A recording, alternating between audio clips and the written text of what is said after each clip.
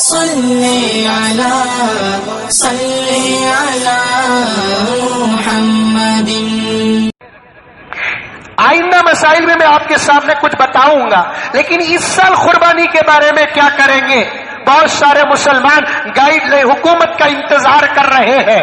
کوئی مولانا کسی ادارے سے کیا پیغام آتا ہے میں اس پیغام کے سامنے سر جھکاتا ہوں، لیکن ایک بات آپ کی خدمت میں عرض کرنا چاہتا ہوں، ہر مسئلے پر آپ حکومت کے قانون کا انتظار کرو گے تو بہت جلد ہمارے بچوں کو دشمنوں کا غلام بنتے ہوئے دیکھو گے.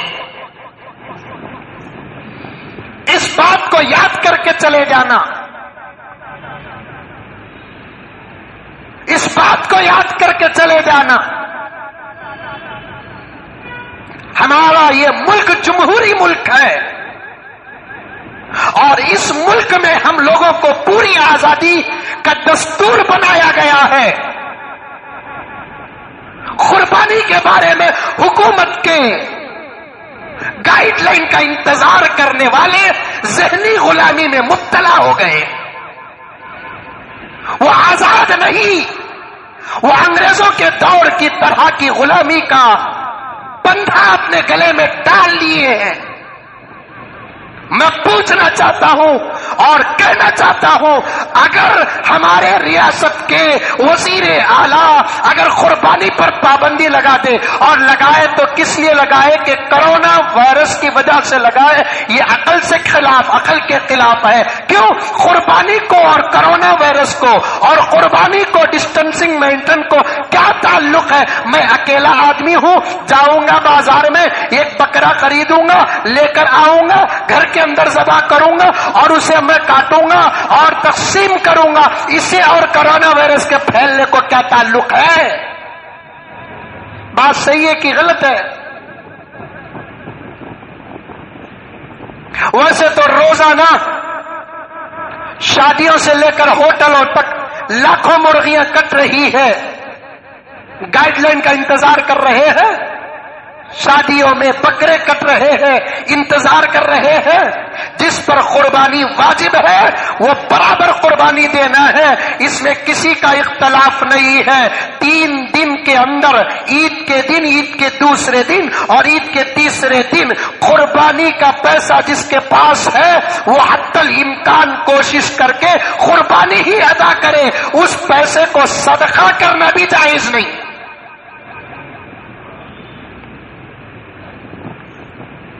ہاں، احتیاط کرو، قربانی میں کوئی کمپرومائز نہیں ہوگا. خدایا ہمارے ذمہ داروں کو اللہ تبارک و تعالی آواز لگانے کی سعادت عطا فرما دے. میں بڑوں کے سامنے اور بڑوں کے لیے الفاظ سے بھی بے ادبی کرنا نہیں چاہتا، بس ان کے حق میں دعا کرنا چاہتا ہوں. برابر وہ اپنے پیغام کو پارلیمنٹ سے لے کر اسمبلی تک پہنچا دے. ہم اس مہینے میں ان دنوں میں قربانی کرتے ہیں، حتی الامکان ہم کوشش کر کے قربانی کریں گے اور ہماری قربانی کو کوئی روکا نہیں جائے گا. قربانی کرنا ہمارے گھر کے اندر بریانی بنانے کے برابر ہے. بکرا خریدنے سے بازار کو جا کر، آج جمعے کا دن ہے، کتنے مسلمان مرغیاں خریدے ہیں؟ کیا قانون کا انتظار کرے، گائیڈ لائن کا انتظار کرے؟ اسی طریقے سے اگر تمہارے گھروں کے اندر سہولت ہے، تمہارے گھروں میں اس بات کی گنجائش ہے، ابھی سے جا کر بکرے خرید کر لا کر اپنے گھروں کے اندر رکھ لو، اور جب وقت آئے گا تو انشاءاللہ تعالی اسے پاکی اور صفائی کے ساتھ اللہ کو راضی کرنے کے لیے قربان کرو. اس میں ہم کسی قسم کا کمپرومائز اور کسی قسم کا قانون اور کسی قسم کا سمجھوتا نہیں کریں گے. یہ پیغام حکومت تک پہنچانا یہ ہمارا فرض بنتا ہے. ہر چیز کو اگر ہم حکومت کے تابع کر دیں گے، فجر کی نماز کو گائیڈ لائن کا انتظار کرنا پڑے گا، ظہر کی نماز کو گائیڈ لائن کا انتظار کرنا پڑے گا، عصر کی نماز کو گائیڈ لائن کا انتظار کرنا پڑے گا، مغرب کی نماز کو گائیڈ لائن کا انتظار کرنا پڑے گا. میں کہنا چاہتا ہوں یہ ٹیپو کا اسٹیٹ ہے، یہ یو پی نہیں ہے جو یوگی کے سامنے سر جھکا دے. یہ ٹیپو کی نسل ہے. ہم حق کے سامنے کبھی کسی کے سامنے سر نہیں جھکاتے ہیں تو حق کے سامنے سر جھکاتے ہیں.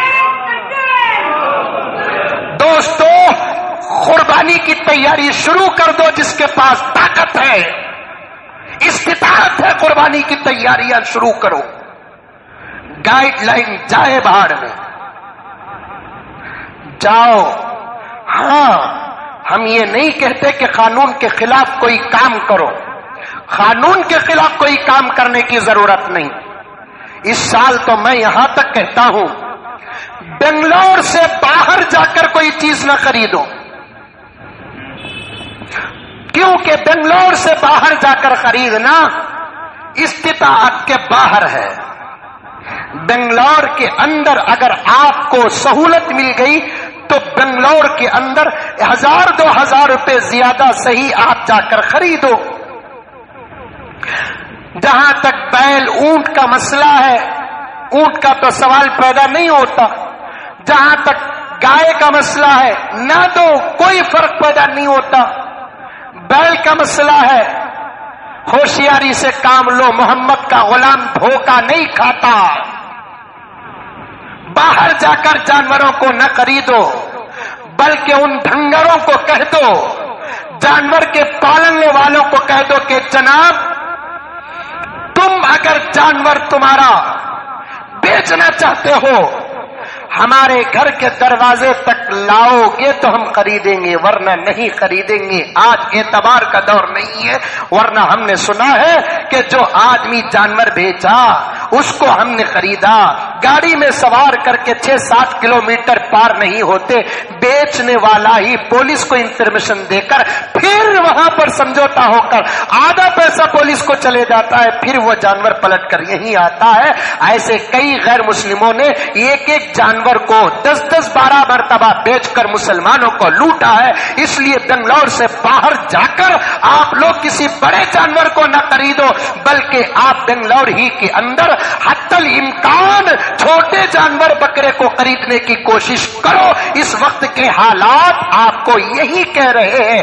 اور ہمارے دھرم اور آستھا اور ہمارے مذہب میں بکرا قربانی میں جائز، بیل قربانی میں جائز، گائے قربانی میں جائز، اونٹ قربانی میں جائز. گائے کا مسئلہ تو ہمارے بڑوں نے احتیاط برتنے کا کہا ہے، اسے اگر ہم نکال دیں گے تو بکرا جائز ہے، بکرے کی تمام قسمیں جائز، بیل اور گائے اور اس کی تمام قسمیں جائز.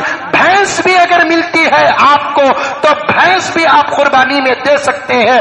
بھینس برا جانور نہیں، بھینس غلیظ جانور نہیں، بھینس نکما جانور نہیں. یوپی میں پوچھو کہ بھینس کا کیا، بھینس کی کیا قدر ہے، بہار میں پوچھو کہ بھینس کی کیا قدر ہے. علماء کرام نے صاف طور پر فقہ میں لکھ دیا ہے کہ الجاموس من البقرہ، کہ بھینس گائے کی اور بیل ہی کی قسموں میں سے ہے. جیسے گائے اور بیل کی قربانی دینے سے ادا ہو جاتی ہے، بھینس کی قربانی دینے سے بھی ادا ہو جاتی ہے.